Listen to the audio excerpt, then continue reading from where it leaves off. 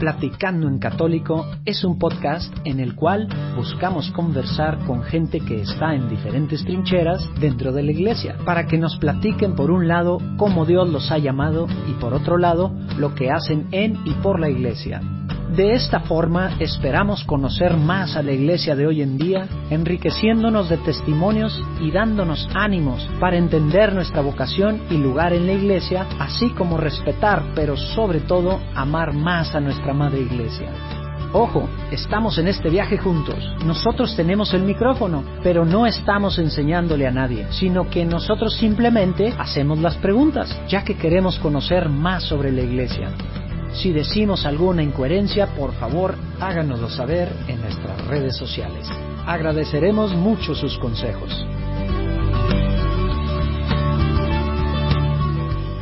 Oigan, pues ya se viene el final de la primera temporada de Platicando en Católico.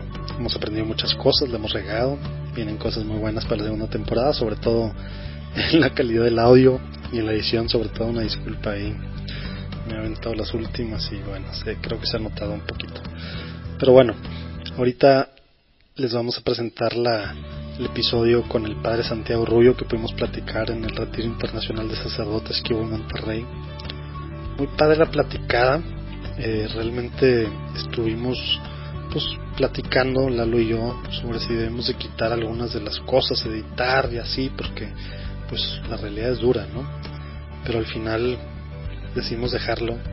Este punto de vista personal, digamos, del sacerdote que lleva 12 años en Nueva York, 9 años como párroco en Nuestra Señora Guadalupe en Manhattan, pues es la realidad de la iglesia en Estados Unidos. Muchos de ustedes, el 22% de los que nos escuchan, están en Estados Unidos, saben de esta realidad que se está viviendo allá y no podemos pues ocultarla para nada ni editar la realidad, ¿verdad? Entonces le dejamos tal cual aquí este episodio. De repente pues se ve dura la cosa, pero al final hay esperanza. La iglesia necesita renovarse. Nosotros como latinos, hispanos, podemos ayudar mucho. Dios pone en nuestros corazones a hacer esto, a lo mejor a ti te pone en tus corazones a hacer otras cosas, pero hay muchas cosas que podemos hacer. Aquí el padre Santiago Rubio nos hace un llamado casi literal a evangelizar a Nueva York. Imagínense, es real. Nos necesita la iglesia en Estados Unidos, necesitan las almas, necesitan a Jesús en sus vidas, y Jesús pues necesita instrumentos, ¿no? Entonces esperemos que disfruten este episodio. Disculpen ahí la calidad del audio, estábamos grabando y estaban quitando alrededor de nosotros mesas, sillas, etcétera, pero bueno, esperemos que disfruten, que se lo pasen a sus conocidos, y si les gusta, pónganos una calificación, nos ayuda mucho para que otras personas nos vean. Dios los bendiga, disfruten.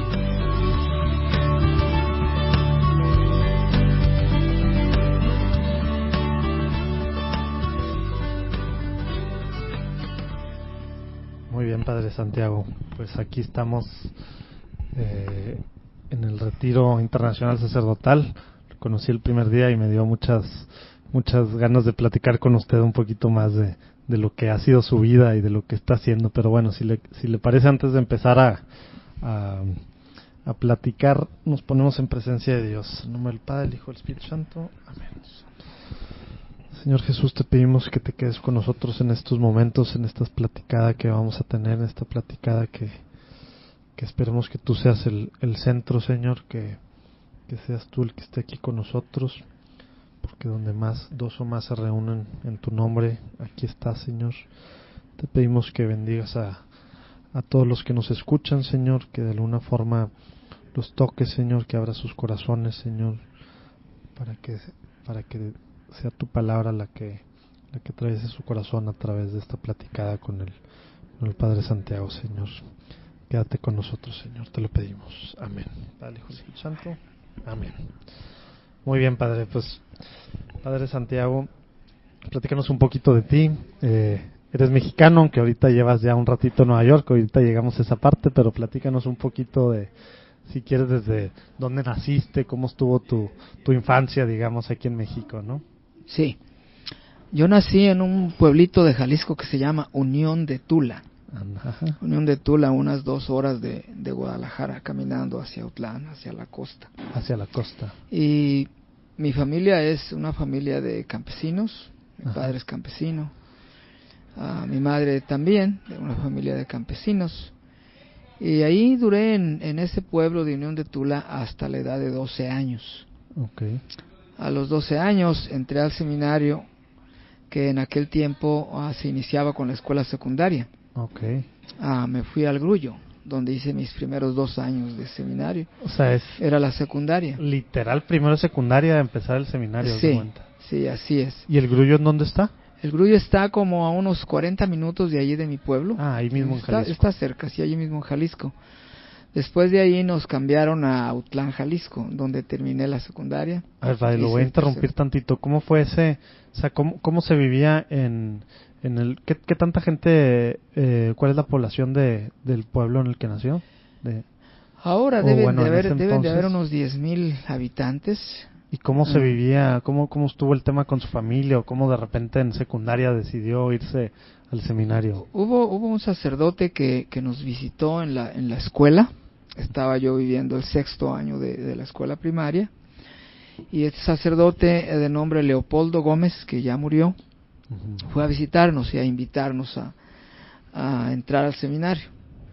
Y bueno, yo me entusiasmé con la idea de ir a estudiar. O sea, fue porque un padre no era por nada tema de su familia, No, que algún no. tío sacerdote No, o que ahí no, en mi la familia no hay. abuelita era... En mi familia no hay otros digamos, sacerdotes o religiosas. Ujú. Tenía una tía, abuela, que era religiosa, pero de ahí en más, mis hermanos, mis demás tíos y familiares no siguieron este tipo de vocación. Okay. En realidad no era un ambiente muy católico. Sí, íbamos a misa, tanto en tanto, ¿verdad? Pero no que estuviéramos nosotros realmente integrados en la dinámica de la parroquia. Más que todo fue entonces el padre fue el que fue a sacerdote, platicar. que nos visitó en la escuela y nos invitó, y yo le dije que sí, que yo me quería ir. Wow. Y eso fue todo. ¿Así nomás? Así nomás, sí.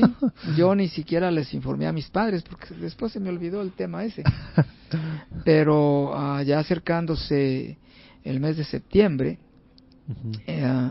el párroco fue a mi casa a decirme que A recordar, ya estaba listo para irme al seminario. Ujú. Y fue una sorpresa para mi mamá y también para mí, porque yo ya me había olvidado de ese tema. Pero entonces ya llegó y ya me dijo que ya íbamos a entrar a la secundaria y que ya estaba preparado. No estaba preparado, nada estaba preparado. Ese día mi mamá se fue a comprarme un belicito y a arreglarme mis cositas y ya. Así de un día para otro casi. Sí, fue una cosa muy simple, que yo por supuesto jamás pensaba la trascendencia que iba a tener eso. ¿Y cómo se fue dando esa trascendencia? O sea, ¿cómo es de diferente el empezar en secundaria el seminario? ¿Es lo que ahora es el seminario menor o no es todavía antes del seminario así menor? se le llamaba antes el seminario menor. Después empezó a iniciarse en la preparatoria. Ujú. También. Sí, o sea, ahorita ya no hay forma desde la secundaria, no existe. Ya ahorita te metes a la preparatoria. Ujú. Y ya luego sigues con filosofía y teología. En realidad, mi experiencia es de que tal vez yo lo que quería era salir de mi casa, más bien que estar en el seminario o la Esa fue la vocación razón o cosa de eso. principal que Dios usó. Sí, porque además yo no tenía hábitos de estudio, no tenía cosa de eso. Ajá. Tanto que el primero y segundo años en la cuestión de los estudios estaba prácticamente fracasando. Ujú. Pero sí, tanto que me andaban expulsando del seminario al segundo año de secundaria. Sí, al segundo año de secundaria, porque no estudiaba. Ujú. No estudiaba. Gracias a Dios me asustaron que me iban a correr y yo no quería regresar a mi casa, entonces dije, bueno, pues tengo que estudiar. Wow. Y ya de ahí en adelante sí me puse a estudiar y ya superé esa crisis. Ujú. Nos pasaron a Autlán, Jalisco, donde hice el tercero de secundaria, y luego iniciamos lo que antes se llamaba Humanidades. Humanidades eran estudios de historia de la iglesia, historia de la salvación, latín, griego. O sea, ¿y cuántos años eran humanidades? Eran como 3 años. Antes de filosofía. Sí, entonces. y luego ya se empezaban a introducir algunas cosas de filosofía como lógica. Pero yo nada más hice 1 año después de haber terminado la secundaria y me salí del seminario. Okay. Me salí del seminario y para eso tenía yo ya como 16 años y algo. Era prepa. Sí, y me salí y me fui a estudiar la preparatoria en la Universidad de Guadalajara. Okay. Allá hice mi preparatoria, 2 años eran en ese tiempo, ahora son 3. Y de ahí también hice ya mi servicio militar, lo inicié. Y al terminar la preparatoria, ingresé a la Facultad de Medicina, ahí en la Universidad de Guadalajara, pensando estudiar medicina. Pero había algo en mi interior que me... Le iba a preguntar, ¿todo ese tiempo seguía de alguna forma relacionada con la iglesia? ¿Iba al menos a misa domingos o simplemente al salirse del seminario en la plena adolescencia básicamente se olvidó del tema o sí seguía cercano a... Seguía no muy constante, no muy constante, pero sí seguía intentando alguna conexión en la iglesia, la misa dominical y las rebeldías de la adolescencia. Sí. Y luego estudiando entonces, empezando a estudiar medicina. Sí. Fue cuando me estaba empezando a decir entonces. Sí. Sentía todavía algo. No se puede decir que fuera fervoroso yo en la búsqueda de Dios o en la conexión con la iglesia, ¿no? Era más bien casi esporádico, así pero sí, tanto en tanto sentía nostalgia del seminario, quería volver, quería seguir en el seminario. Total, entré a la Facultad de Medicina y fue casual que en un viaje de Guadalajara a mi pueblo me encontré con un seminarista que ya después hizo sacerdote, el padre Galindo, y él me preguntó que cómo me sentía, que si no quería regresar al seminario y yo le dije no, yo ya estoy encaminado por otro lado, no me da mucho interés. Pero al fin le seguí dando vueltas al tema y me decidí regresar al seminario. Llevaba una convicción tan grande que pensaba yo, si no me encuentro al rector ya no vuelvo. Total, son las cosas de Dios. Yo me fui a Autlán y entrando yo al seminario, el rector iba saliendo de su cuarto, nos encontramos. Para andarle diciendo adiós. Nos encontramos, entonces ya le dije, bueno, vine a buscarlo porque quiero regresar al seminario. Así también muy simple. Y ya me dijo, dice, está bien, dice, voy a hablar con el obispo para que te vayas a Zamora a seguir allá con la filosofía y la teología. Zamora, Michoacán, sí. Y ya, no hubo más diálogo de nada. ¿Qué hiciste cuando te saliste del seminario? Nada, simplemente... De regreso como... Sí. Y directo a filosofía. Entonces me fui al seminario de Zamora, que está en Jacona, Michoacán. Cerquita ahí de la Trapa. Y ahí cerquita de la Trapa, sí. Ahí continué ya con los estudios de filosofía. Y entonces me llegó pues no sé cómo se le llamará, una convicción, una certeza de que yo iba a ser sacerdote. Ya estando adentro, al regresar ya. ¿Y fue paulatina o fue de...? No, fue de golpe y porrazo. Tanto que mi director espiritual me decía, no, mira, es que no puedes hablar así, tienes que discernir, No, le decía yo, yo voy a ser sacerdote. Ya verá que yo voy a ser sacerdote. Y gracias a Dios así fue. ¿Y cómo siente que fue esa parte? O sea, tal cual, o sea, ¿fue en una oración o simplemente al levantarse un día o cómo estuvo? No, desde que el rector del seminario de Autlán me facilitó las cosas tan rápido sin pensarlo 2 veces, desde ese momento yo ya no dudé. Ya no dudé. Bueno, y agregándole que se lo topó así como... Sí, son de esas cosas que uno a veces piensa que son casualidades. Las diosidencias. Las ¿no? diosidencias, sí. Si yo iba, ¿qué convicción llevaba? Yo decía, si no está o si no me recibe, yo ya no vuelvo. Ya no vuelvo. Pero fue completamente al revés. Y no trató de ir un día donde sabía que no iba a estar o algo así. Que a las 12 de la noche. Sí, así fue. Y no, gracias a Dios, después ya no tuve dudas. No volví ni a pensar en la cosa de la medicina, sino que ya me dediqué a lo mío, a estudiar, a tratar de ser un buen seminarista. Y terminó entonces ahí mismo filosofía y teología en Jacona. En Jacona, sí.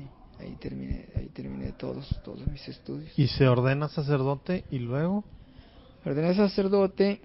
Antes de ordenarme sacerdote, mi señor obispo me mandó a unas comunidades indígenas de ahí de mi diócesis. ¿En Jalisco o en Ahí en Jalisco, sí. Que están en el Cabo Corrientes. Es un municipio que está pegando a Vallarta, en la parte de la montaña. Entonces ahí me fui de diácono. Y antes del año de estar ahí de diácono, me ordenaron sacerdote. ¿Es normal que sea antes del año? No es lo normal. En ese caso lo que sucedió es que mi párroco le pidió al obispo que me ordenara, porque se ocupaba que ya fuera yo sacerdote. Entonces me ordenó y mi primer destino fue ahí mismo en las comunidades indígenas.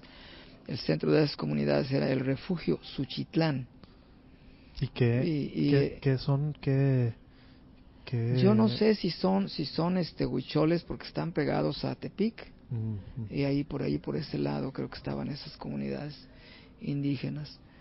Total, el caso es de que me quedé allí y allí duré 5 años. 5 años fue mi primer destino. Y fue... ¿De qué año estamos hablando? Perdón, padre. Estamos hablando del 80. Del 80. Yo me fui en el 79 como diácono. Okay. Me ordené en enero del 80, el 28. Y fueron mis primeros años de sacerdocio. Y ha sido el tiempo más hermoso de mi sacerdocio. Ya después de eso, pues, son muchas otras experiencias. De ahí me mandaron a ¿Bajaban ahí de repente a bucerías ahí al pueblo? ¿O estaba más para el lado de Jalisco? Está más para... yo no sé si has oído hablar el Tuito. ¿El Tuito? El Tuito. No. Será como alguna hora de Vallarta, por esa carretera de la costa.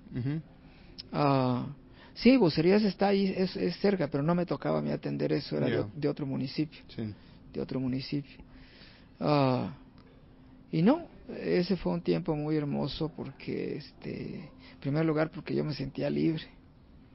Entonces yo organicé mi plan pastoral, visitar todas las comunidades, todos los grupos. Tenía toda la libertad de hacer.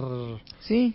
Básicamente. El dato curioso es que por esos años, no sé en qué año la grabaron, pero por esos años ahí cerca grabaron la película esa famosa de la iguana. Schwarzenegger, no, la del Depredador. La del Depredador. Sí. Sí, ahí es, en esa sierra. En esa sierra. Y buscaremos el dato a ver si Lalo, si no ando mintiendo, sí. Pero buscaremos el dato curioso del podcast de hoy y lo pondremos en los show notes.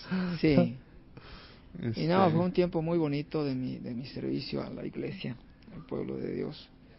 Y la gente esa pues es especial, gente hermosa, los indígenas, gente muy noble. ¿Y era evangelizar o era dar seguimiento básicamente? Bueno, esas comunidades habían tenido sacerdote años antes, 10 años antes, no sé. Pero después de que tuvieron sacerdote, eran atendidos desde el Tuito.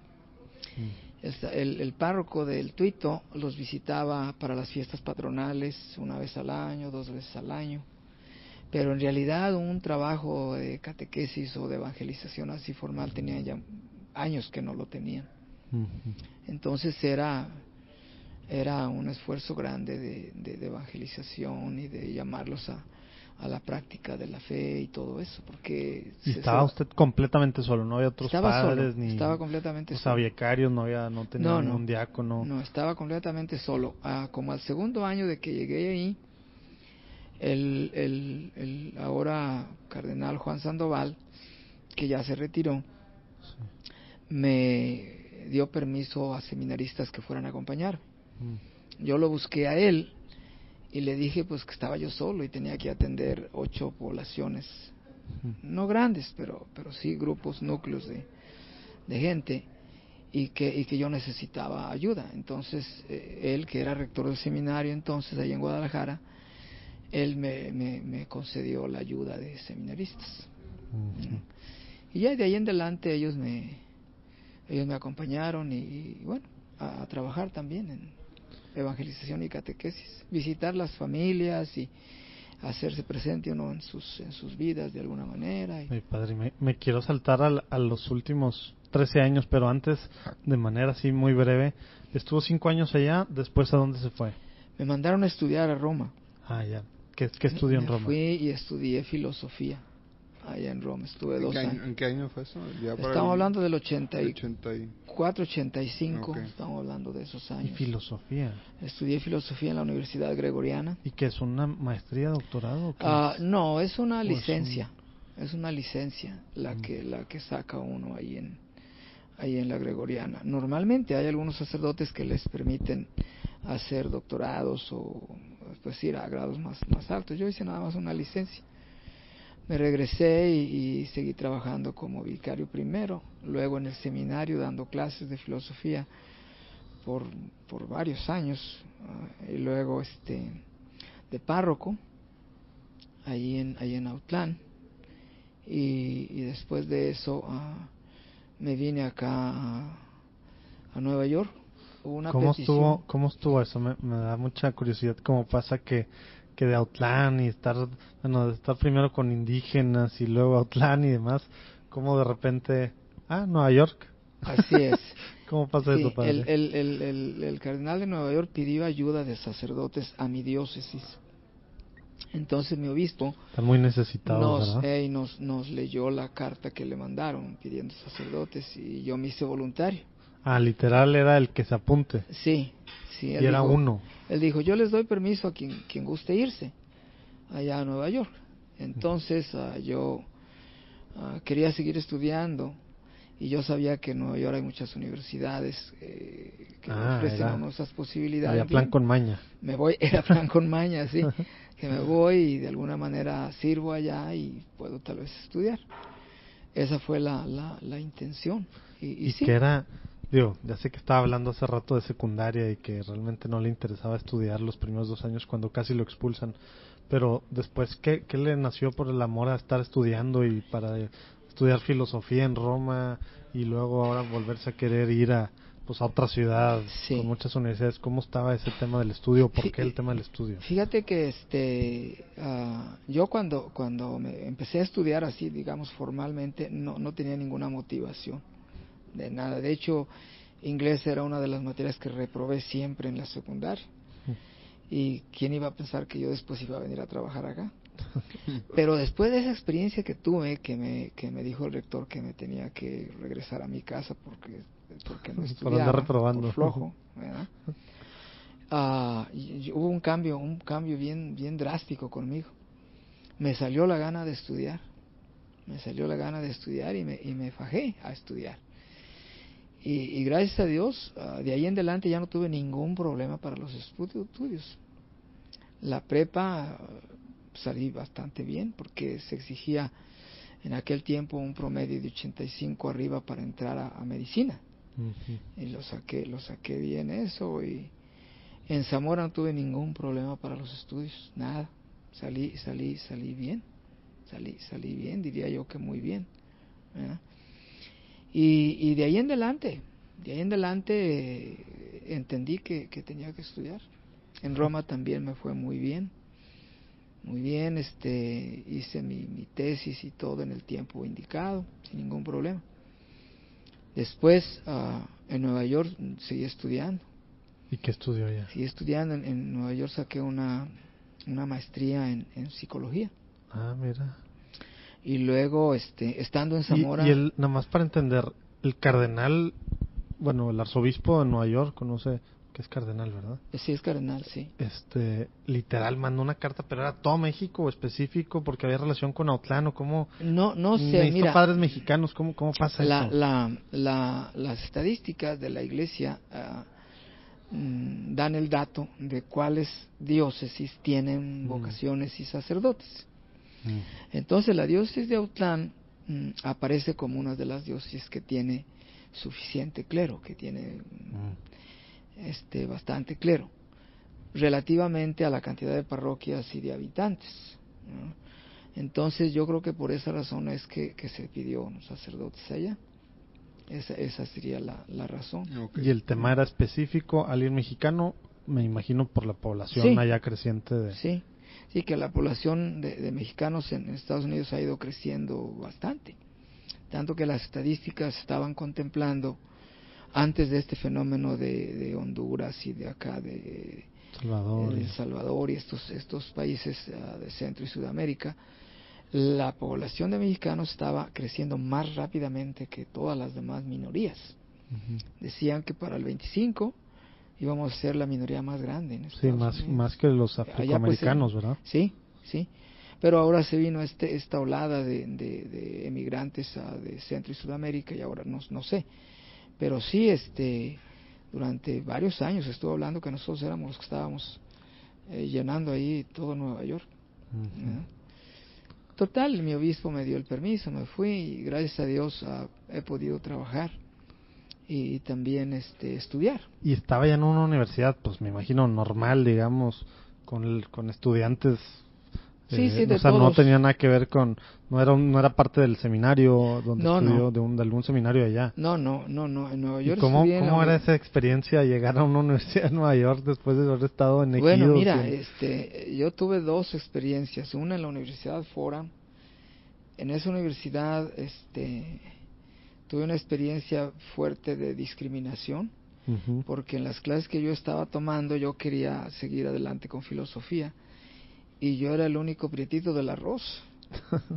Ahí sí sentí fuerte la cuestión esta de la discriminación. ¿De maestros o de otros compañeros alumnos? De maestros y compañeros. De maestros y compañeros. ¿Y era directo o simplemente no pelarlo? Era excluirme de... ¿Y también usted era el único religioso ahí? Sí, era el único sacerdote yo en ese grupo. Por los dos lados. ¿Pudo haber sido mezcla de las dos cosas? ¿O usted siente pues, que era más racial? Yo creo que era más racial. Okay. Yo creo que era más racial, sí. Y luego después me fui a la Universidad St. John's, pero allá estudié psicología, ya no filosofía, sino psicología. Cuando estuve en México terminé un doctorado en la Universidad Pontificia de México. En esos años que estuve trabajando en el seminario, y eso fue en el 95-96. Hice 2 años en la Pontificia. Y bueno, gracias a Dios saqué el doctorado.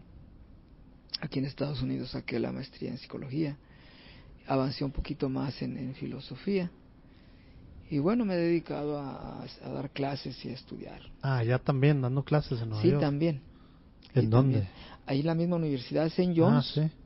Ahí di clases de psicología, de filosofía. ¿Que tiene algo más de católico que el nombre o nada más el nombre? Sí tiene algo de católico en cuanto que te ofrece la oportunidad que si quieres ir a misa alguna vez al año, que si quieres asistir a algún retiro, así. Sí tiene una pintadita de católico. Sí, para mi gusto es nada más una pintadita. Porque pues estas universidades es la competencia por captar estudiantes, entonces captan lo que cae. Sí. Y si hay un grupito de estudiantes católicos, si hay misa, tienen una capilla de Santo Tomás Moro. Sí. Entonces ahí por ejemplo ahorita de Cuaresma los invitan a algunas actividades, una celebración eucarística. Todo es muy libre y bueno, la respuesta de los estudiantes para mi gusto es pobre.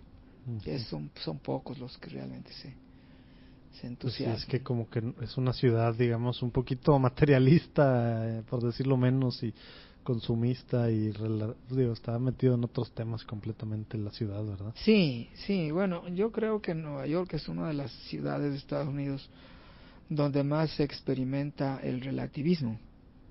Ahorita vivimos nosotros el reinado del relativismo. Entonces, si el relativismo teológico, es decir, mira, para poder convivir tú y yo, tú piensas lo que quieras de Dios y no te metas conmigo, y yo pienso lo que yo quiera y tú no te metas conmigo. Demasiado celosos de que no trates de imponerme tus formas de pensar, ni tus valores éticos, ni nada. Y luego el relativismo ético.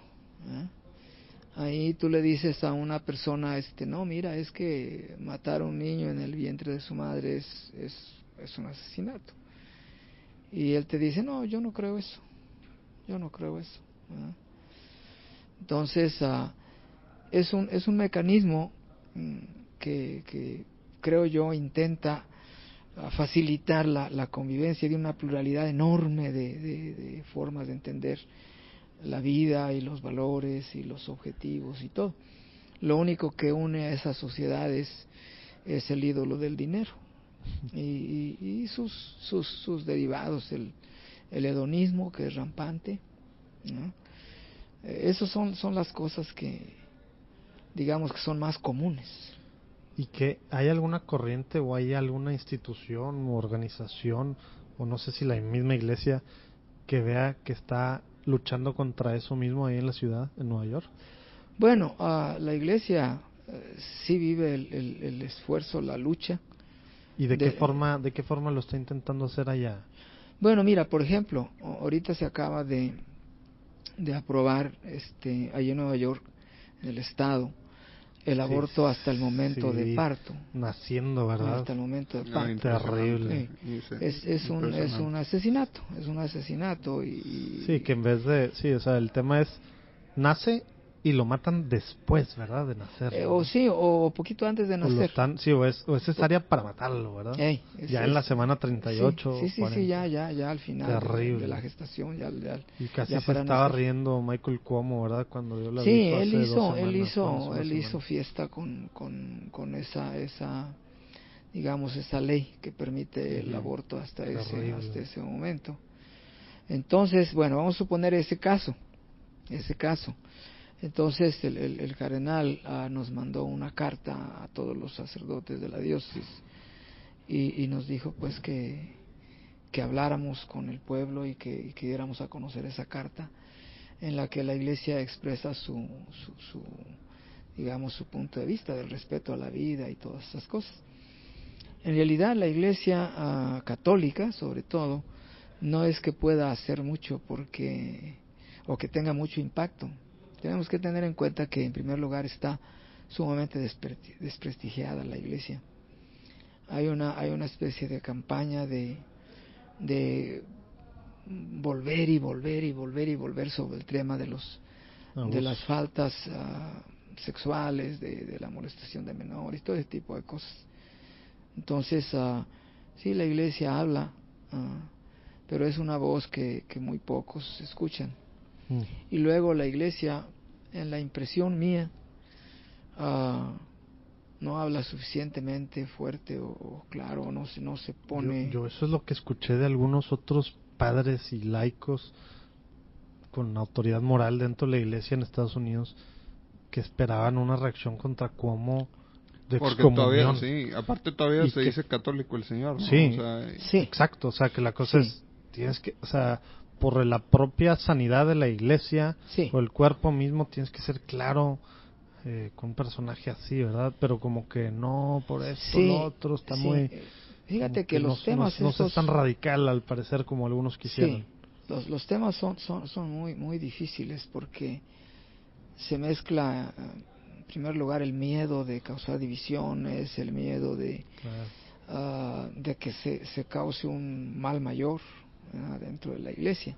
Sí, que el escándalo se haga tremendo porque eso va a ser la noticia, ¿verdad? Sí, pero sí, o sea, este tipo de eventos políticos que hacen fiesta cuando legalizan la matanza de los inocentes, merecía una excomunicación, una excomunión.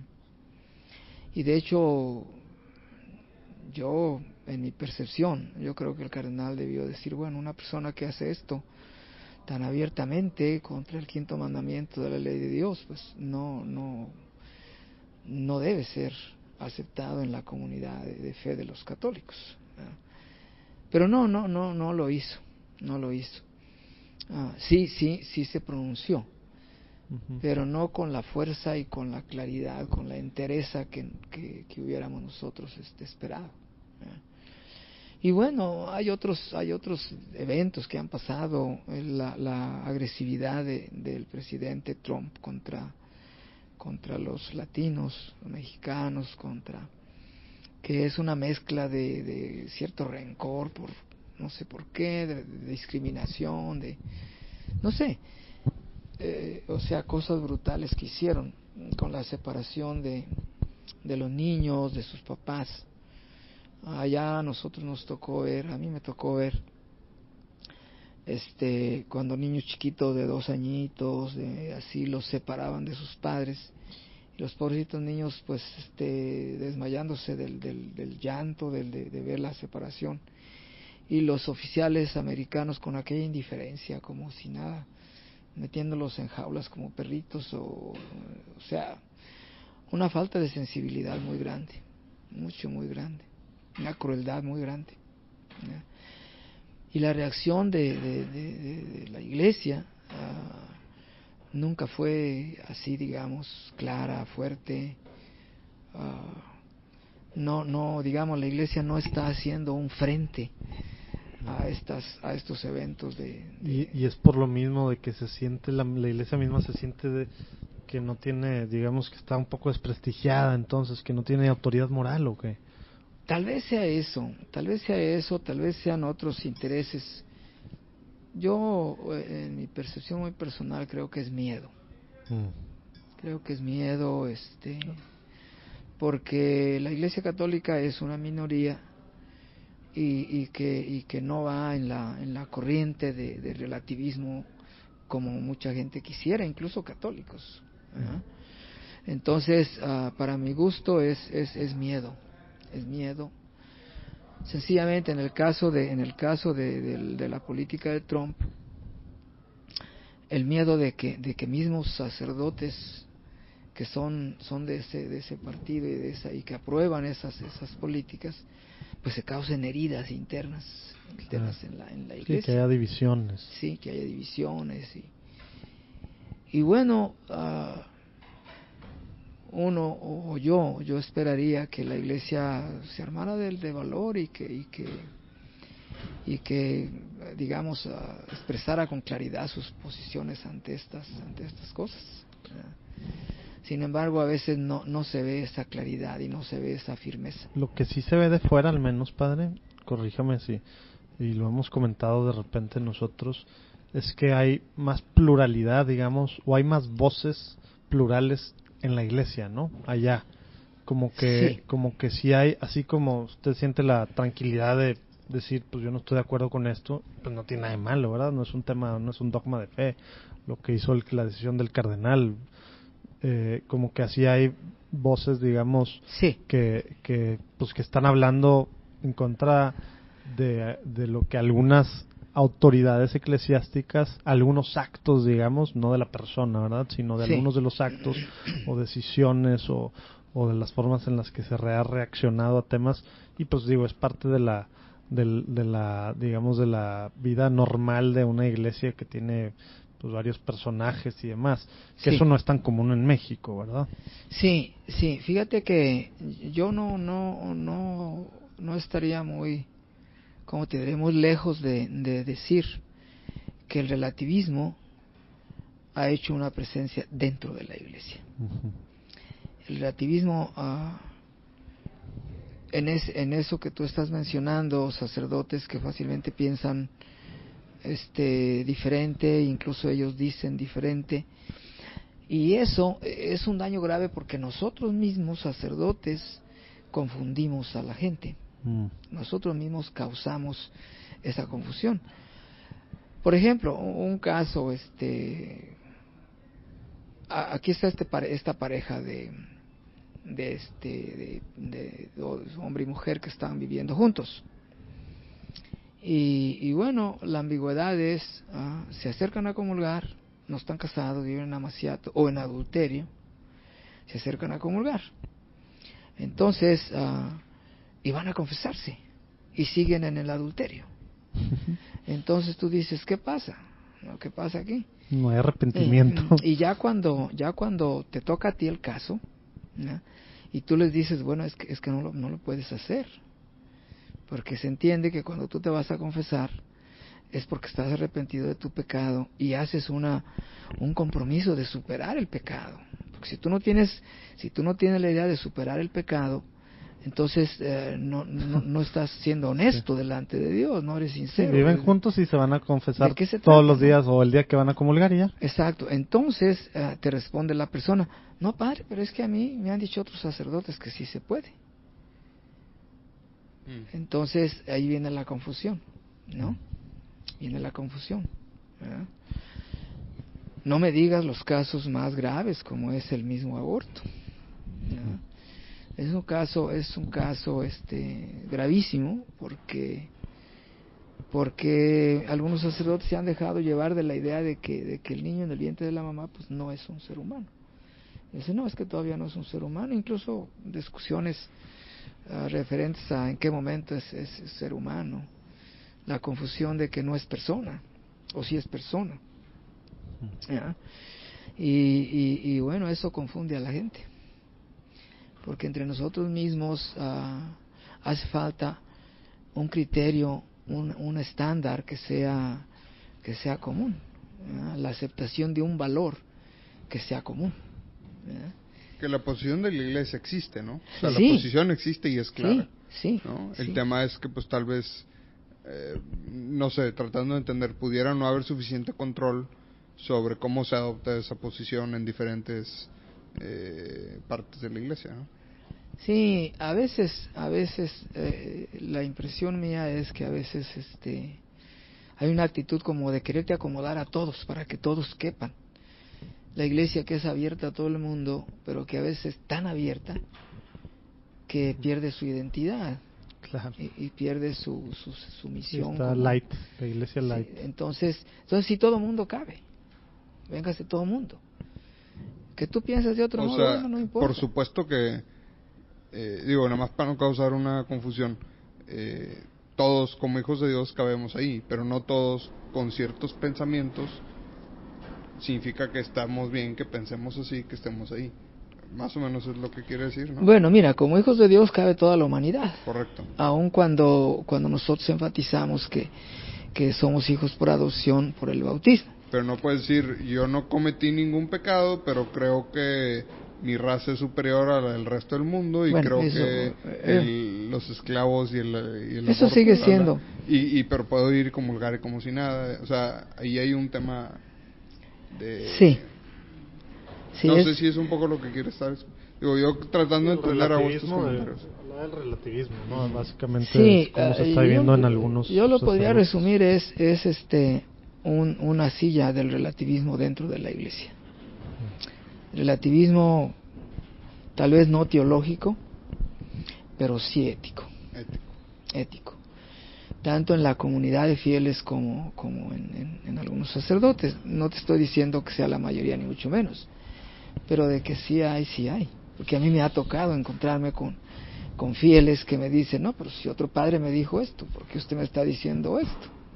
¿Ah? Volvemos al caso del gobernador de Nueva York.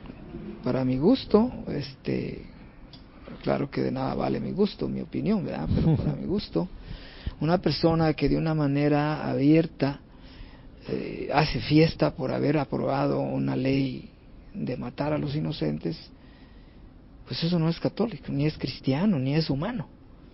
Claro. Eso es una bestialidad. De acuerdo. Que tú no te conmuevas al ver matar o al estar matando a un niño. Oyes, ¿qué te pasa? ¿No? Volvemos a lo mismo.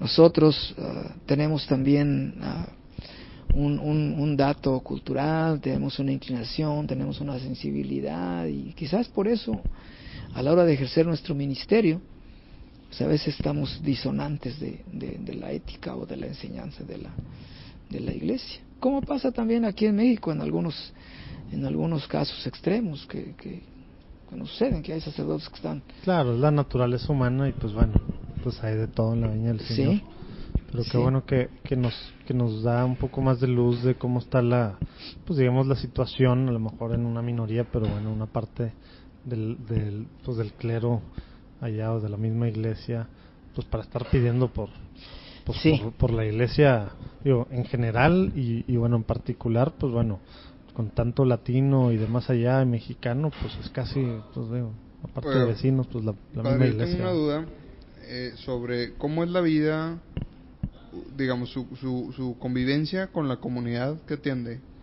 ¿Qué tanto cambia? Pues obviamente es una comunidad migrante, ¿no? Tal vez alguna ya está muy establecida ahí, pero pues de repente va llegando gente nueva y pues va creciendo y luego se va haciendo chiquita la comunidad. Y ¿qué tanto cambia, qué tanto le toca vivir este fenómeno migrante dentro de su comunidad?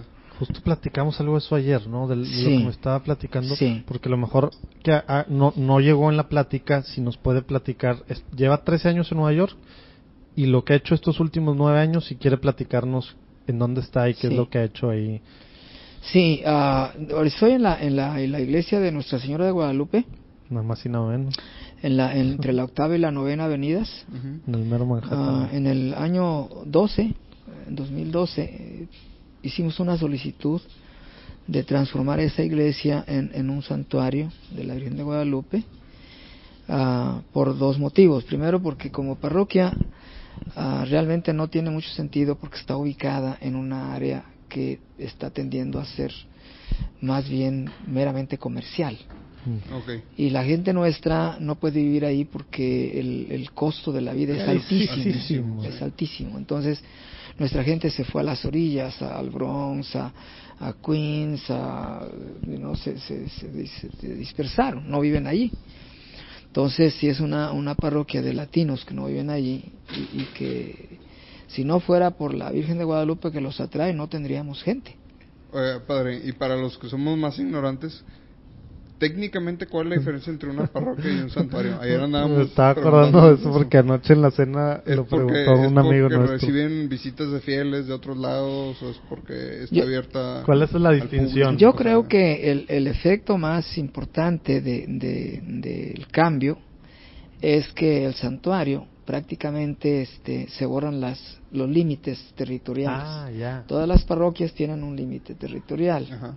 Entonces el santuario abre los límites y tiene una apelación más universal, más extensa. Uh-huh. Como nosotros ahí, pues podemos hacer programas que incluyan toda la arquidiócesis, eventos que incluyan a toda la arquidiócesis. ¿Y ya son santuario? Todavía no. Hemos encontrado muchas, ¿cómo se dirá? Piedritas en el camino. Está aprobado por su eminencia cardenal Dolan. Él aprobó ya el proyecto y bueno, un obstáculo que teníamos era que no teníamos sacerdotes. Ahora ya tenemos, gracias al señor arzobispo Rogelio, que nos mandó dos sacerdotes. Y bueno, ya ahorita esa exigencia de que fuéramos un equipo de sacerdotes ya se satisfizo. Y estamos listos, ya nomás esperando. Esperar ¿Y cómo se llama el encargado, digamos, espiritual y administrativamente de una parroquia? ¿Es el párroco de un santuario? ¿Es un rector? Le llaman rector del santuario. Quisiera contestar tu pregunta de hace rato que se nos... Sí, porque José Manuel no le gustan mis preguntas y cambia de tema. Fíjate que yo he tenido muchas ¿cómo te diré? Reacciones emocionales. Ajá. En relación a esta realidad de Nueva York. Por una parte, me da me da tristeza y me da una rabia increíble la situación de nuestra gente, porque pobrecita de nuestra gente, ellos llegan con un proyecto de superarse, de alimentar sus familias acá en México y todo eso, y llegan a una ciudad que solamente quiere explotarlos y no le importa nada más. Entonces, en la cuestión de la religión y de la fe van muy débiles, desesperanzados también.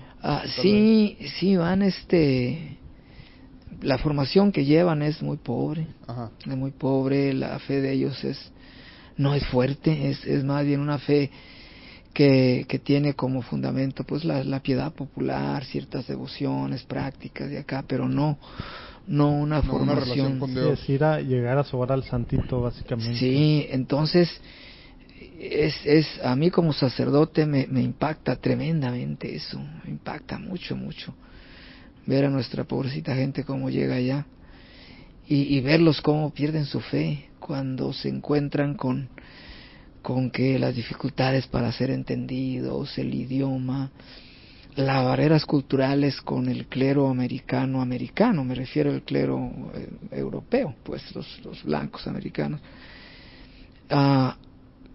lograr superar las barreras culturales, las barreras de la discriminación, todas esas cosas, es difícil eso. De momento uno cuando está acá dice, no, pues voy a lograrlo, pero ya en los hechos eso es bien difícil.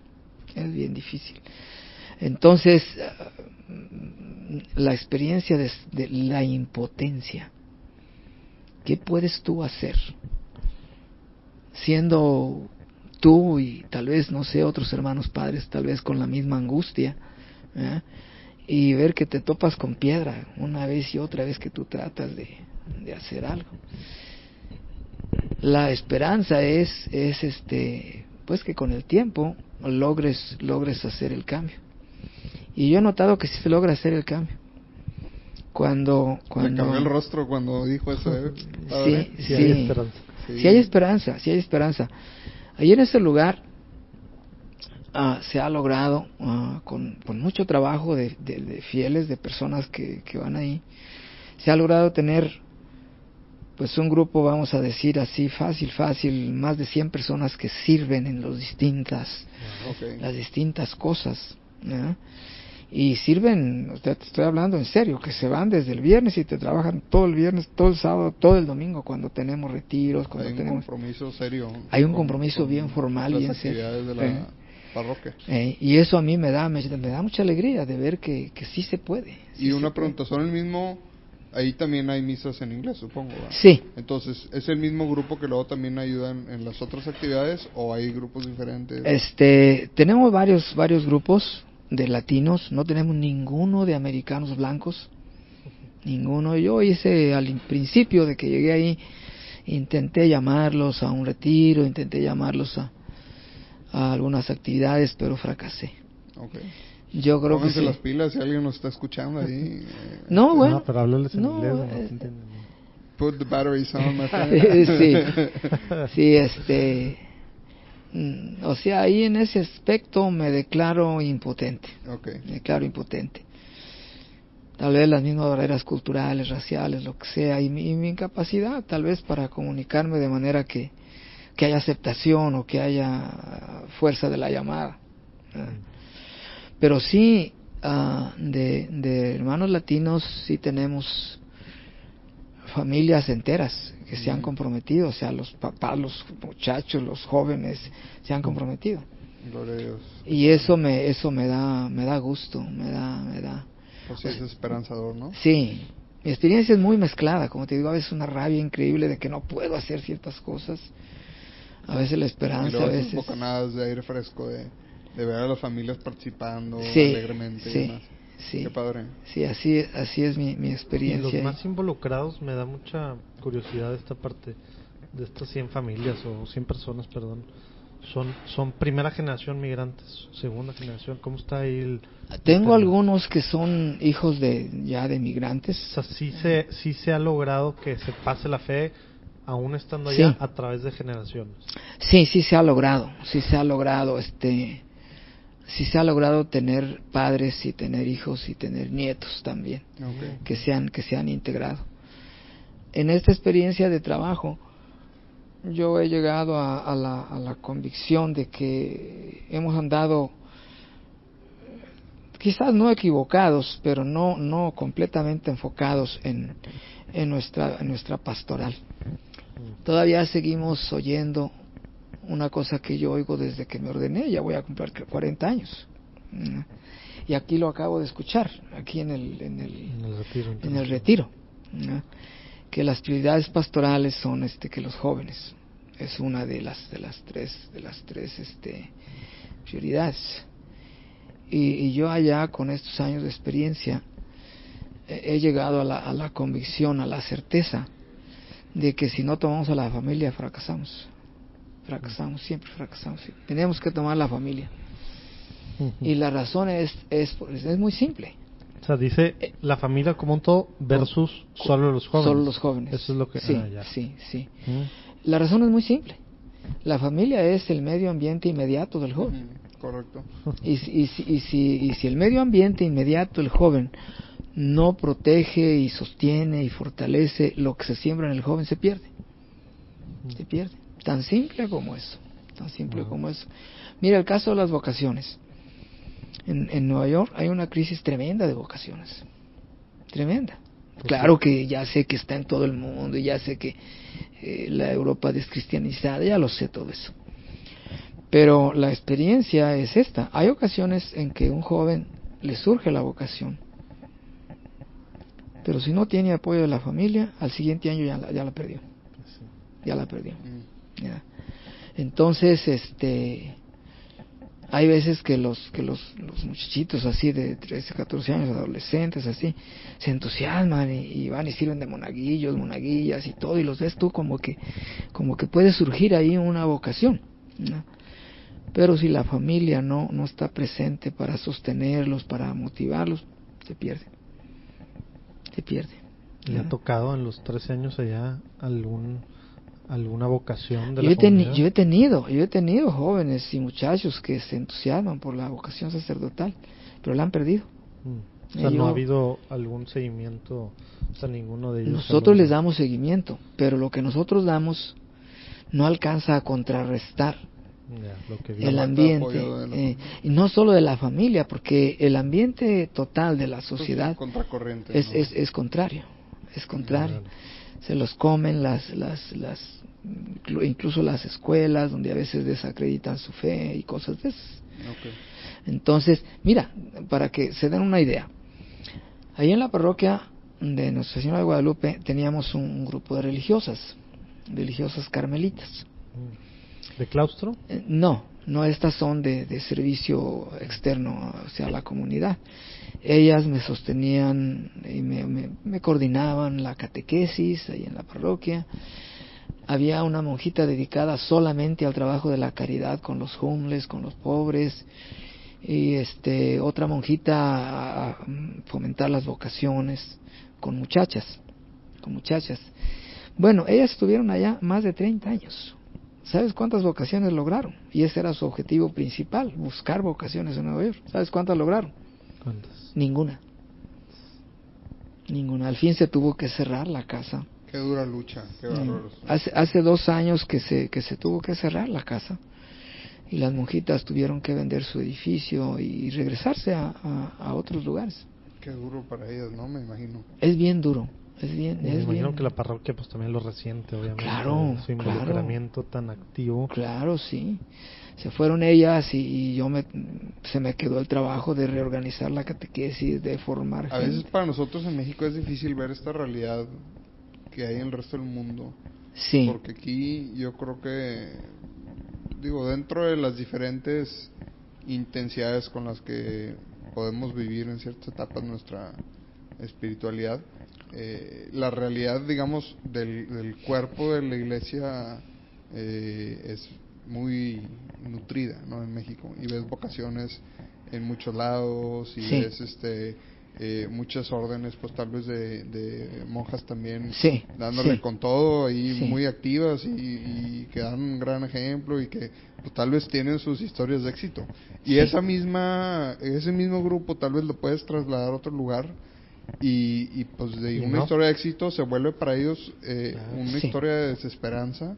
Sí. Que pues hay que también apoyar y ver sus necesidades espirituales y sus necesidades de ánimo y de que no pierdan la fe. O sea, deja tú las vocaciones, las mismas Sí. monjitas, pues qué duro para ellas, ¿no? Para ellas fue una experiencia tremenda, y cuando ya estaban decidiendo regresarse a otra comunidad más grande, ellas me dijeron a mí: padre, es que no vemos cómo podemos lograr aquí nosotros en Nueva York unas vocaciones.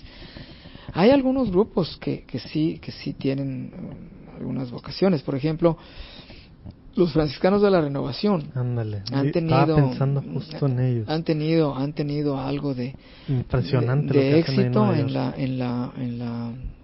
en las vocaciones, y tal vez haya alguna otra congregación que ha logrado tener vocaciones. Pero los reveses que está sufriendo la iglesia con todos los escándalos y todo eso, a todo el mundo lo ha enfriado. Y bueno, sí se convierte en un obstáculo en nuestro caminar, ¿verdad? Claro. Porque la gente se desmotiva de buscar las cosas de Dios. Y luego el hecho de que la cultura esta, de que estamos hablando, es una cultura que ve siempre hacia abajo, a las cosas de la tierra. Los valores son de la tierra, y no podemos comprender una verdad tan simple, que las cosas de la tierra se quedan en la tierra, y que nosotros no Tal pertenecemos. como lo dijo, una verdad tan simple que todo el mundo sabemos, ¿Sí? y que a parecer vivimos, y Sí. me incluyo, nuestra vida como si eso no fuera la verdad. Sí, ¿no? sí, sí, Y, sí, y sí. es tan obvia y tan conocida y tan... Así que es. no le puede sacar la vuelta, ¿no? Así es, sí, así es.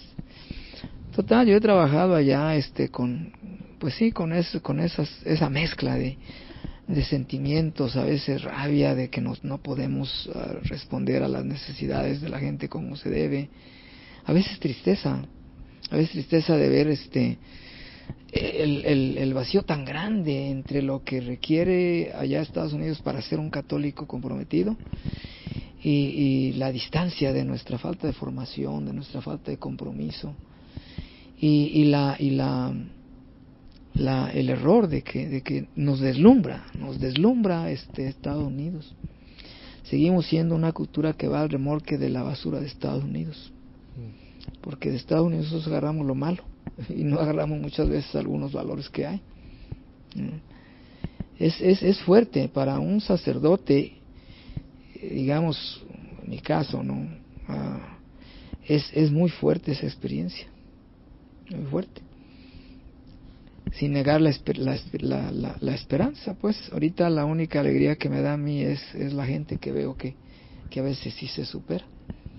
Cuando se logra un joven que lo ves que está entusiasmado de seguir, de hacer un apostolado, de estudiar. A mí ese tema del estudio también me da rabia y tristeza, y porque más del 60% de nuestros jóvenes que llegan a la universidad fracasan. Wow. Eso es tremendo. De por sí, para llegar a la high school, No, pues ya de entrada hay un filtro donde tamizó a la gran mayoría. así que es. son los que no llegan. Así es. Y todavía los que llegan, el porcentaje de bateo es muy bajo. Sí, así es. Entonces, cuando tú te das cuenta de eso, dices: ¿qué nos está pasando? ¿Qué nos está pasando a nosotros? ¿Verdad? Y las razones para dejar la universidad o para salirse en el tiempo de la prepa ya son razones bien que no tienen un razonamiento, una comprensión de sí mismo, de la vida. ¿Verdad? ¿Cómo te vas a salir tú de la universidad para irte a vender a un deli o a hacer tortas a un deli? ¿Qué te pasa? La realidad es que se desmotivan por otras causas. Es que también el reto, a veces yo creo que, usted lo vive mucho más cerca que nosotros, ¿verdad? Pero a veces desde muy lejos es muy cómodo decir, ¿cómo se salió, hombre? La regó, ya tenía la oportunidad y lo dejó. Pero no entendemos la realidad, insisto, usted lo vive mucho más cerca que nosotros, ¿verdad? Pero nosotros desde muy lejos no entendemos lo duro que puede ser para ellos el día a día, ¿no? O sea, las horas de su segundo y tercer turno que tienen que trabajar y de estudiar, y el camión y el metro y caminarle y llegar a una clase y luego aparte de racismo y luego ahí vienes de vuelta y la renta y no, la vida es difícil, y tú tienes que hacer opciones existenciales bien fuertes. Por ejemplo, si tú te vas a meter a estudiar, tienes que fajarte y saber que te va a costar sacrificio. Ciertamente nuestros muchachos tienen que hacer un sacrificio, porque sus padres son gentes que trabajan no en los trabajos mejor pagados y que tienen que sostener una renta y que se van a la escuela con un par de dólares para comprarse una torta, ¿verdad? Entonces sí es difícil, pero si no eres valiente y si no eres fuerte, no vas a poder. Necesitas estar formado en tu voluntad para resistir todo eso. Yo sí entiendo eso. Entiendo eso. Sin embargo, yo creo que es la falta de formación del carácter, que ante un ambiente que es adverso no puede sostenerse. Pues qué difícil, porque no hay tampoco, me imagino, por lo mismo, mucho espacio para formar el carácter, ¿verdad? Pero también les voy a dar un poquito el beneficio de la duda a ellos, porque uno pudiera parecer que en la vida más cómoda dices, no, qué buen carácter tiene esta persona, pero no sabemos realmente si estuviéramos en esa situación. O sea, ese es como que la prueba del ácido de a ver de qué estás hecho. Pues ni acá está fácil. Pues exactamente, es lo que quiero decir. O sea, yo últimamente me he hecho un poco más sensible que antes en realmente lo heroico de la comunidad migrante, porque se van. No, es que yo no me iría ni siquiera de viaje a Laredo. Sí, o sea, ¿sí me explico? Ni a Saltillo sin dinero para comer, ¿sí me explico? O sea, la verdad que es heroico a veces. Ves las historias de nuestros hermanos migrantes y es heroico, es traumático, es temerario, es desgarrador, porque te separa de la familia. Mira, una de las cosas que me da mucho pesar a mí cuando veo mis gentes que se va esta persona y se va ilegal, o sea, sin documentos, pues, y no puede regresar a su familia. Entonces se le murió el papá y no puede venir porque teme el riesgo de que no pueda regresar hacia allá. Y la gente sufre mucho eso. Son de esas experiencias que tú dices, híjole, ¿cómo le doy consuelo a esta señora que se le acaba de morir la mamá en México y no puede ir? ¿Qué le digo? ¿Cómo la ayudo a superar esa experiencia? ¿Verdad? Ahora, hállale lo absurdo de todas estas cosas. Tú haces todo el esfuerzo, dejas a tus papás, te duele, dejas a tu esposa, te duele, y llegas allá y caes en el alcohol. Y entonces ya ni puedes ayudar a tu familia allá, ni tampoco te puedes ayudar tú allá. Nuestras gentes sufren mucho de ansiedad y depresión. Mucho. Tenemos porcentajes altísimos de depresión de latinos allá. Pues sí. Y es entendible. Con todos estos traumas que vas sufriendo, llegas allá y te experimentas impotente para... Y el rechazo. Sí, hasta para que te paguen un salario justo, ¿verdad? Y que tú tengas que aceptar trabajar sabiendo que te están explotando, pero no te puedes defender. Pues porque no hay otra opción. No hay otra opción, ¿verdad? Aquí nosotros somos bien valientes y bien machos y decimos que nosotros matamos y enterramos. Pero llegando allá, todo eso se cambia. Aquí decimos, no, ¿qué voy a meter yo a lavar platos en mi cocina? Que los lave la doña, ¿no? Pero allá Cuando llegas allá, si el trabajito que te ofrecen es ir a lavar platos a un restaurante, pues te vas y ni chistas, ¿no? Entonces, la vida del migrante, sobre todo de nuestros migrantes latinos, no solo mexicanos, sino latinos, no es nada fácil, no es nada fácil. Y por eso duele más, que ya cuando lograron quedarse, ya cuando lograron tener un hijo allá que llega a la universidad o a la high school, que este muchacho, por débil, por dejarse llevar de otras tentaciones que hay allí, deje la universidad. O incluso no tenga motivación para hacer cosas mínimas de formación. Yo allá al grupo de jóvenes que tengo, que se junta allá en la parroquia, cuando ya salen de la universidad, le digo, pero ¿qué te pasa? Al menos vete a estudiar un año, saca una licencia de ser plomero, que saques de la ciudad el certificado de plomero. Ya con eso, toda tu vida de aquí en adelante va a cambiar. Sí, o de electricista, que tiene ciertas certificaciones. Cualquier trade que le dicen allá, sí. ¿no? Sí, mira, si tú sacas una licencia de aire acondicionado, con eso tú ya tienes para superarte increíblemente. Y eso te lleva 1 año, cuando mucho 2 años. Lo puedes hacer estando trabajando. Porque hay a centros de formación de esos que son solamente las tardes. Entonces tú te vas a trabajar en la mañana y te vas a estudiar en la tarde. Te vas a sacrificar, de acuerdo que te vas a sacrificar. Pero mira, en 2 años puede ser la diferencia, ¿no? Yo tengo varios ahijados allá, jóvenes, y hay un par de ahijados que son hermanos. Y el más grande, pues estuvo en la universidad, estaba trabajando y estudiando. Un buen día ya me dijo la comadre, la mamá de él, no, pues es que ya dejó la escuela. ¿Cómo puedo creer eso? Si él estaba trabajando en la mañana y sosteniendo sus... Oye, padre, perdón por la interrupción. ¿Por ahijado se refiere a que literal usted es su padrino? Yo soy su padrino, Okay. de ellos dos. Ah, pues ahí ya sí tiene más autoridad para ir a jalarle las orejas, Pues ¿no? yo se las jalé las orejas cuantas veces una pude. carnalidad. No, mijo, mira, síguele.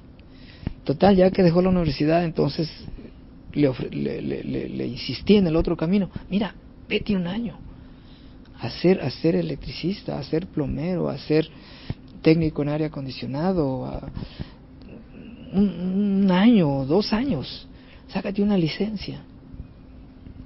Imposible. Se enamoró de un trabajito que está haciendo en un bar. El peligro ahí es que pues, va a agarrar la vida de los trabajadores de los bares. Alcohol y todas esas cosas que se trabajan ahí, ¿no? Y sí me dio mucho pesar, ¿no? Tenía una novia que le pasó lo mismo, se fue a la universidad y también dejó la universidad. Y un día ella me fue a pedir una carta de recomendación y no resistí la reacción mía emocional. Yo le dije, pero ¿cómo puedo creer yo que tú te saliste del estudio y ahora no estás haciendo nada? Y ahora me pides que yo te dé una carta de recomendación. ¿Qué voy a recomendar? Que no tuviste capacidad de estudiar. Qué fuerte. Pobrecita, después estuve pensando que le hablé demasiado fuerte. Pero es una de las cosas que a mí, volviendo a la pregunta tuya, a mí me da mucho pesar. Me da mucho pesar de nuestra familia joven. El objetivo que tenemos nosotros ahí en la parroquia, en la Guadalupe, es ofrecerles a ellos un campo de despegue. Es un campo que les dé motivación, que les dé seguridad de que pueden hacer las cosas, una base, un fundamento que los sostenga. Y sí, gracias a Dios tenemos un buen grupito de muchachos de ahí del grupo juvenil que ya están en la universidad y se han sostenido, unos poquitos que ya se han recibido, ¿eh? Y seguimos con esa ilusión de ofrecerles el medio ambiente que los motive y que los sostenga, para que se superen. Muy bien. Muy padre. Pues qué interesante Creo que podíamos sobre el tema hablar muchísimas cosas. De este mismo tema, Padre, ¿hay alguna forma que nosotros, aparte de con nuestras oraciones, porque luego uno está muy extraño, ¿no? Como que temas de misiones o pues bueno, pues Nueva York, pues no se imagina uno que iban a mandar a un padre mexicano. Igual también hay formas que gente que nos escucha pueda apoyar de alguna forma. Tienen algún programa de voluntarios, tienen alguna cosa en la que a lo mejor alguien pudiera apuntarse. Mira, ahorita, concretamente de aquí de Monterrey, nos vamos a llevar con la ayuda de Dios al equipo que tiene las dinámicas de pareja. Ah, mira, wow. Ya hablamos con los organizadores y van a ir a darnos el entrenamiento. Qué bien. Ya tenemos allá en la parroquia ahorita unas 15 parejas preparadas para recibir el entrenamiento. Y ellos irán haciendo grupos pastorales más chiquitos, así. Y ellos tendrán que los clones, ¿verdad? Tendrán que hacer otro. Replicar. Ahorita es ese, y ya estamos apalabrados y ya estamos en proceso. Eso es dentro de aquí de la arquidiócesis. O sea, el apoyo viene de la arquidiócesis. Viene de la arquidiócesis. O sea, son laicos que llevan eso. Sí, digo, pero es un grupo de la arquidiócesis. Es un grupo de aquí de la una... arquidiócesis. No, de aquí de la arquidiócesis. Qué padre.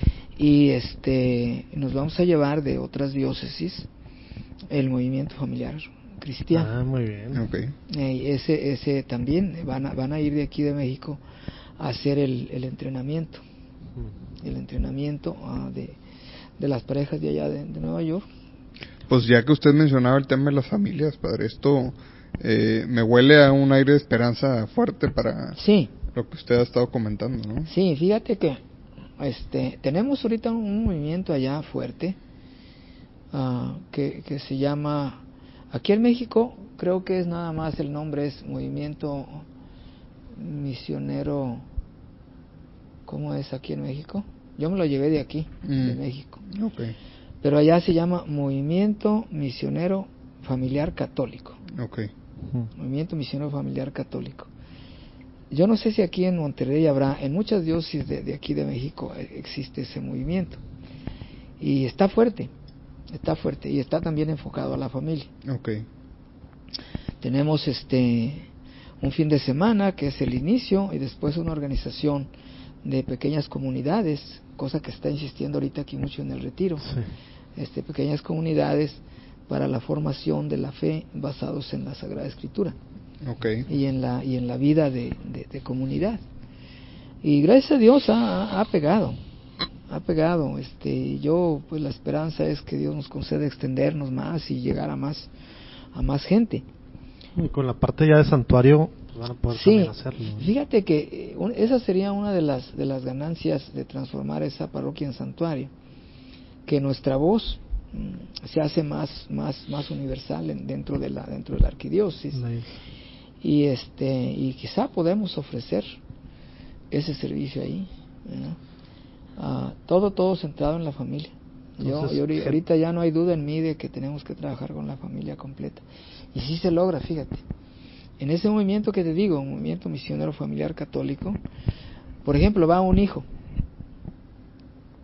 jovencito, muchacho, a su retiro, y él se jala a la mamá o al papá, al que primero se deja.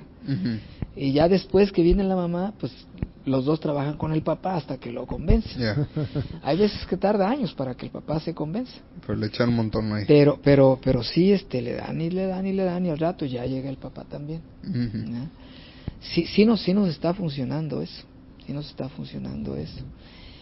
Y eso es lo que queremos hacer también con el MFC, que no sé si lo vamos a llamar igual allá y lo vamos a hacer igual. Tenemos que adaptar ciertas cosas. Y lo mismo con las dinámicas de pareja que nos vamos a llevar de aquí de Monterrey. Okay. Pues que bien. Entonces, gente que nos escuche que a lo mejor tiene algún grupo o alguna idea o alguna forma de apoyar algo, el tema es la familia. Ver cómo fortalecer, evangelizar y fortalecer a las familias para, como dice, darles el medio idóneo para poder seguirse mejorando. Sí, necesitamos proteger la familia y fortalecerla. Muy bien. En su fe, en su vida íntima, en su vida de familia, porque la familia es la que está recibiendo más ataques de la cultura que vivimos ahora. Mira, el tema del liberalismo sexual es un ataque directo a la familia. Ujú. El tema de borrar los límites culturales entre hombre y mujer es un ataque a la familia. ¿Ya? Allá una cosa muy común es que las personas se casan por el civil o incluso por la iglesia, y viene un problema y la decisión es separarse, lo cual es un error muy grande, porque te separas y si tú eres el problema, pues vas a llevar tu problema a otra persona. Entonces no se resolvió el problema. El problema es la conversión de las parejas, uno convertirse al otro y convertirse a Dios, por supuesto. Pero allá la solución primera es, incluso entre los católicos, la solución primera es no, pues nos separamos. Es uno de los aspectos de la cultura pues que se vivía allá, ¿sí? Y bueno, el liberalismo de la sexualidad, todos los vicios que hay en la práctica de la sexualidad. Hay un montón de aberraciones y prácticas que no son el proyecto de Dios. Todo eso daña a la familia. Todo eso daña a la familia. Por eso, ahorita la convicción es, tenemos que trabajar con la familia. Pues sí. Y buscar los mecanismos, los apostolados que atraigan a la familia completa. Pues Padre, estaremos pidiendo mucho, pues en ese sentido, por toda la labor que está haciendo, y bueno, pues especialmente por los migrantes allá en Nueva York, en su parroquia, y porque Dios haga su obra con las familias. Oiga, Padre, antes de pasar a la última sección, quería yo preguntarle cuál fue la razón de venir de Nueva York a Monterrey a un retiro sacerdotal. Bueno, mira, la verdad es que me estaba haciendo falta.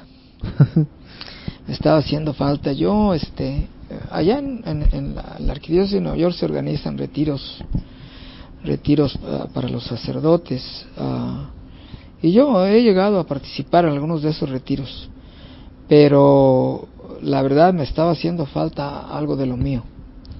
Algo de lo mío.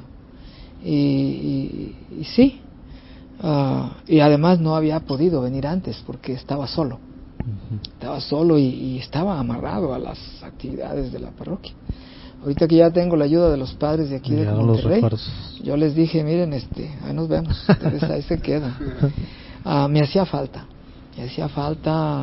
renovarme, estar en un ambiente mexicano, escuchar la emoción de los expositores, la convicción de ellos. Me hacía falta. Pues cuente con nuestras oraciones, Padre, para que esto sea pues sí que les agradezco. Una bocanada de oxígeno espiritual. Sí. Y yo espero en Dios que muchas gentes que nos escuchan también hagan oración. Claro que sí, ahí vamos a poner. Y por ese lugar de misión que es Nueva York.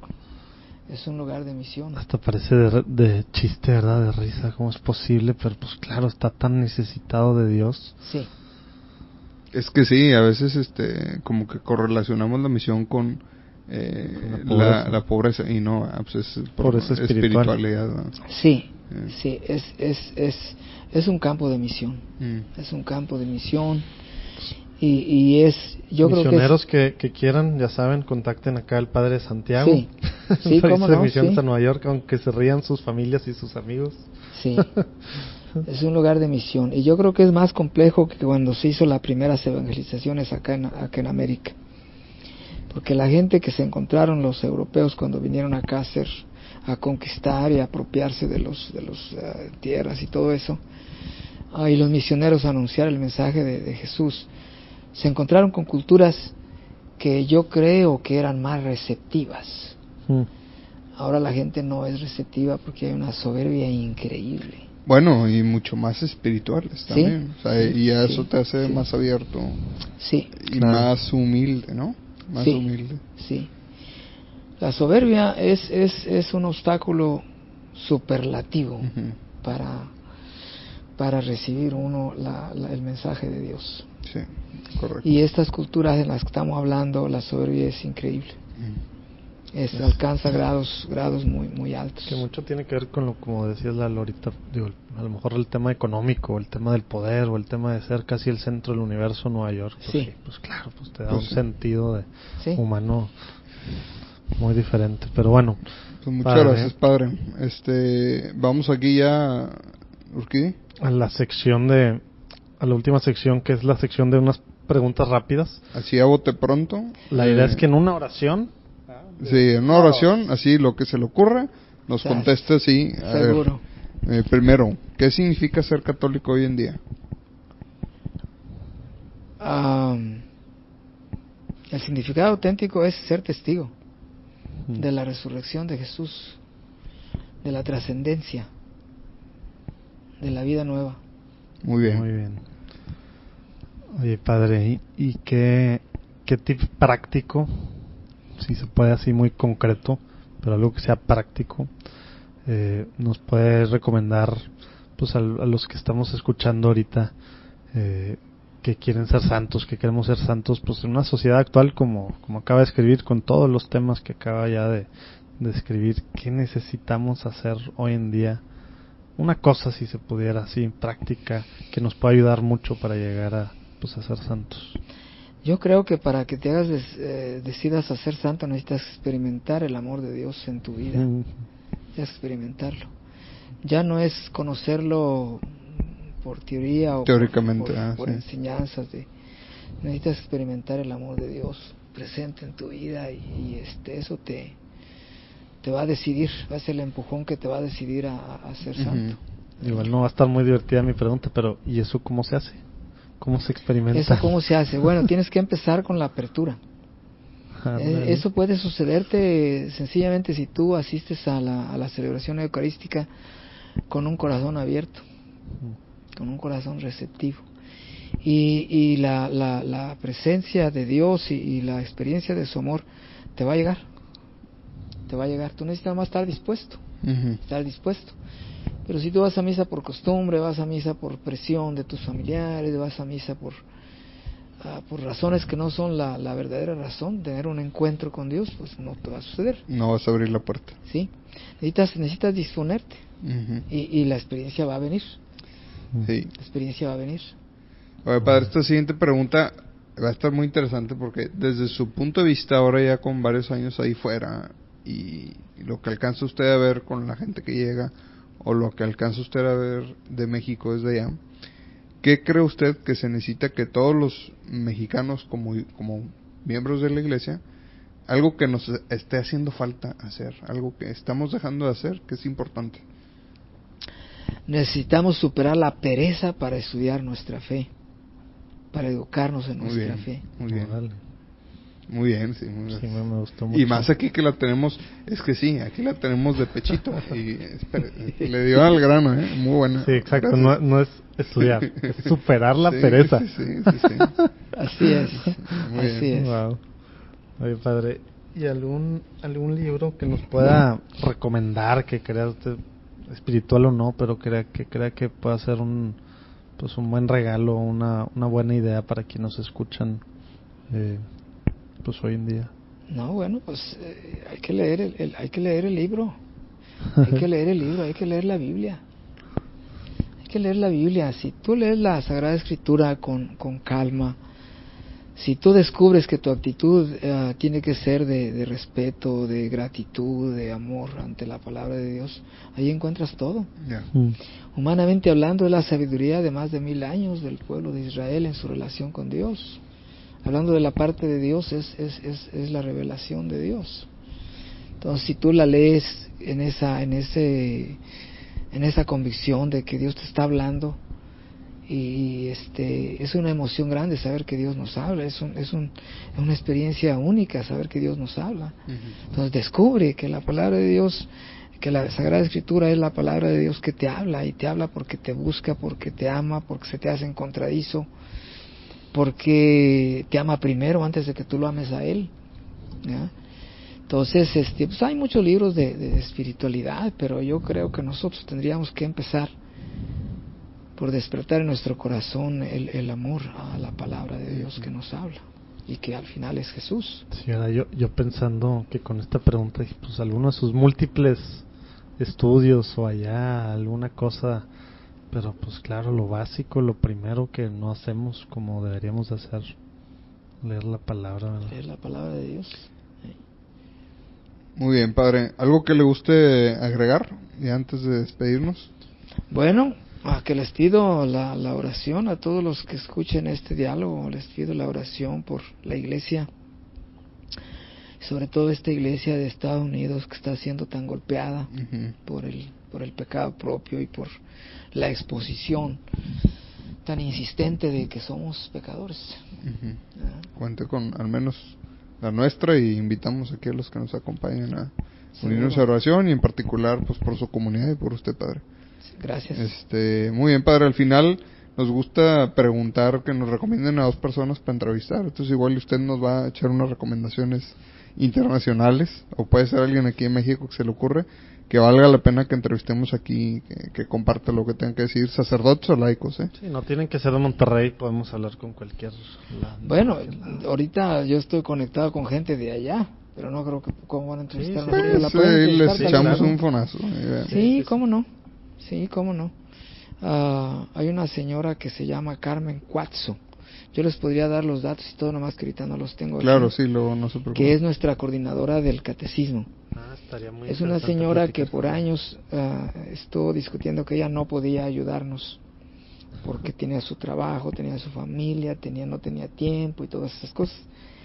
Pero cuando ella se decidió a ayudarnos, se ha entregado de una manera muy generosa, muy fuerte, y ella es ahorita la coordinadora de nuestro catecismo. Gloria a Dios, qué padre.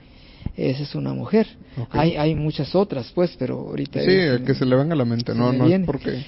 Y de los varones, de los señores, uno puede ser uno que se llama Ernesto Mondragón. Es muy generoso en su servicio. También tuvo un proceso de conversión y ahora nos ayuda mucho. Están otros, muy padre que nos platicaran, sí. Que no se sientan los que no fueron mencionados. Fue a bote pronto la pregunta del padre. Sí. No, hay más, hay muchas más personas que podrían ustedes entrevistar. Ernesto, Juan es otra persona, Edilberto, son personas que están bien comprometidas. Qué padre. En el servicio. Yo les podría dar los datos de ellos después, ahorita no los tengo. Claro. Y sí, si nos están escuchando, ténganlo claro, vamos tras ustedes para entrevistarlos. Bueno, seguro no que se sí. escapan. Seguro que sí. Oye, padre. Lo mismo señoras, también hay varias señoras que son bien dedicadas. Vamos a poner de todos modos en lo que subamos, padre, datos de la parroquia y demás. No sé si tenga alguna red social usted, si nos la comparte, digo, no tiene que ser ahorita, mañana pasado nos lo puede decir, para también subirla a lo mejor gente que sí nos esté escuchando y que realmente, o sea, sí quiero enfatizar eso, que realmente sienta que de alguna forma puede apoyar en algo. Sí. Sumarse al servicio. Sumarse al servicio. Que tenga una forma de contactar. Oye, padre, pues muchísimas gracias por. Oye, y de despedida, me voy a aguantar las ganas de poner una referencia a una película de Hollywood en los shows. Pero ya ahorita chequé el teléfono y la película esta que le comenté, para los que se quedaron hasta el final escuchando esto, se grabó en Mismaloya, pues muy cerquita de donde usted mencionó, padre. Entonces ahí en Mismaloya grabó el famoso Arnold Schwarzenegger la película esta, que está entre Vallarta y el Tuito. Ahí pues Mismaloya es más famoso que el Tuito, es más conocido, sí, pero es la misma carretera que te baja pues hacia el sur de Jalisco, ¿no? Sí, que luego pasa y eventualmente te lleva a Manzanillo, ¿no? Y a Colima. Sí. Pero bueno, ese fue para las 2 personas que se ven quedado con la duda. Seguro. Para la media persona que tenía la duda, que era Metro yo. Ánimo, nos vemos. Dios los bendiga. Gracias por escuchar un episodio más de Platicando en Católico. El próximo lunes tendremos otra entrevista que nos seguirá ayudando a conocer más a la Iglesia de una forma diferente. Hay que estar al pendiente. Visita nuestra página de internet www.platicandoencatólico.com. Ahí encontrarás notas, enlaces y detalles de lo platicado el día de hoy, así como herramientas e información para seguir descubriendo sobre la Iglesia hoy. Si te gusta Platicando en Católico y piensas que le puede hacer bien a la Iglesia y a más gente, por favor envía el enlace a tus conocidos. Nos ayudará muchísimo que nos califiques donde quiera que estés escuchando el podcast. De esta forma se volverá más visible para otras personas.